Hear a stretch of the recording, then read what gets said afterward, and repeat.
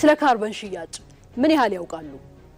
ዛፍ መትከል የቢሊዮን ዶላሮች የኢኮኖሚ ምንጭ እንደሆነስ?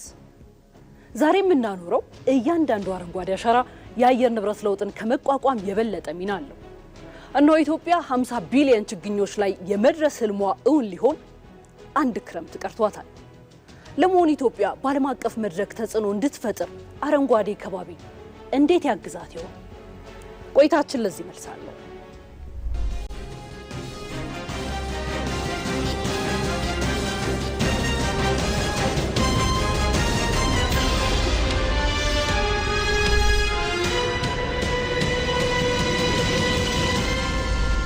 ኢትዮጵያ ቀደም ባሉት ዘመናት ሰፊ የደን ሽፋን የነበራት ሀገር ነች። ሆኖም በህዝብ ብዛት መጨመር፣ በእርሻ መሬት መስፋፋትና በህገወጥ የደን ምንጣሩ ምክንያት ሽፋኗ በከፍተኛ ሁኔታ ቀንሶ መቆየቱ የአደባባይ ሚስጥር ነው። ይህ መራቆት ሀገራችንን ለድርቅ፣ ለአፈር መሸርሸርና ለግብርና ምርታማነት መቀነስ ዳርጎት ቆይቷል። ነገር ግን ይህንን ዓለም አቀፍና ሀገራዊ ችግር ከመሰረቱ ለመቅረፍ ከ2011 ዓ.ም ጀምሮ የአረንጓዴ አሻራ የተሰኘ ግዙፍ መርሃ ግብር በጠቅላይ ሚኒስትር አብይ አህመድ አነሳሽነት ተጀመረ። አዎ ኢትዮጵያ ዛሬ ላይ የአየር ንብረት ለውጥን መቋቋም ብቻ ሳይሆን አዲስ የኢኮኖሚና የዲፕሎማሲ ምዕራፍ የሚከፍት ግዙፍ አሻራ እያኖረች ትገኛለች። በዚህም እስካሁን ድረስ ብቻ ከ48 ቢሊዮን በላይ ችግኞች ተተክለዋል። እነዚህ ችግኞች የደን ዛፎች ብቻ ሳይሆኑ ከፍተኛ የኢኮኖሚ ጠቀሜታ ያላቸው የፍራፍሬ ዝርያዎች እንደ አቮካዶ፣ ማንጎ፣ ፓፓያ፣ አፕል እንዲሁም የቡናና የሻይ ቅጠልን ያካተቱ ናቸው። የታላቅ ንቅናቄ ድንበር ተሻጋሪ የአየር ንብረት ፈተናዎችን በጋራ ለመሻገር አጎራባች ሀገራትን በአንድ ዓላማ ያስተሳሰረ አዲስ የሰላምና የልማት ድልድይ ሆኗል።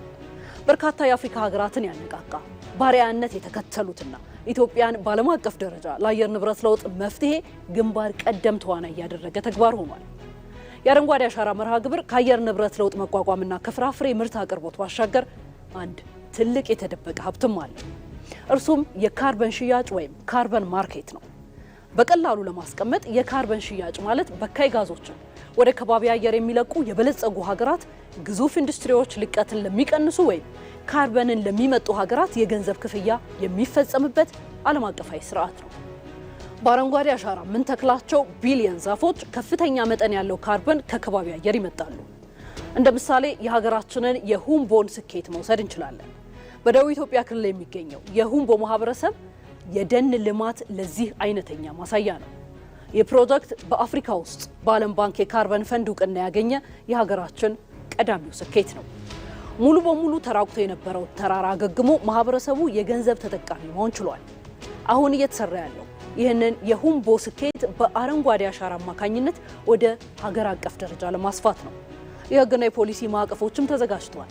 የካርበን ክምችት ልኬትና ምዝገባም እየተካሄደ ይገኛል። እንዲሁም ከዓለም አቀፍ ተቋማት ጋር ስምምነቶች እየተፈጠሩ ነው። የጉዳዩን ስፋትና ጥልቀት በቁጥርና በአስተዋጽኦ እናስደግፈው የበለጠ ግልጽ ስለሚሆን የካርበን ገበያ ስምምነቶችን እናስቀድም። ኢትዮጵያ ከዓለም ባንክ ጋር የ40 ሚሊዮን ዶላር የካርበን ሽያጩ ሊያሰረች ሲሆን ከኖርዌይ ጋር ደግሞ የ75 ሚሊዮን ዶላር በካርበን ክሬዲት በኋላ ወደ ገንዘብ የሚቀየር ሀብት ማለት ነው ስምምነትን ፈጽማለች። ሌላኛው ዓለም አቀፍ አቅም ነው። በዓለማችን የካርበን ገበያ 107 ቢሊዮን ዶላር የሚንቀሳቀስበት ግዙፍ የኢኮኖሚ ዘርፍ ነው። ለምሳሌ ብራዚልን እናንሳ። ከ1 ቢሊዮን ዶላር በላይና ኢንዶኔዥያ ደግሞ በ100 ሚሊዮን ዶላር ማግኘት ችለዋል። ኢትዮጵያ የጀመረችውን ጥረት ካጠናከረች ከዚህ ግዙፍ ገበያ ከፍተኛ ድርሻ መውሰድ ትችላለች። የስራ ዕድልና ኢንዱስትሪው ተጨማሪው ነው። ችግኝ በማፍላትና በመንከባከብ በሚሊዮን የሚቆጠሩ ወጣቶች በተለይም ለሴቶች የስራ ዕድል ተፈጥሮላቸዋል።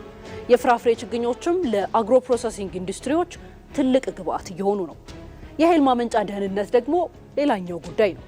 የታላቁ የኢትዮጵያ ህዳሴ ግድብን ጨምሮ ግዙፍ የኃይል ማመንጫዎቻችን በደለል እንዳይሞሉና እድሜያቸው እንዲረዝም የተተከሉ ዛፎች የላቀ አስተዋጽኦ አላቸው።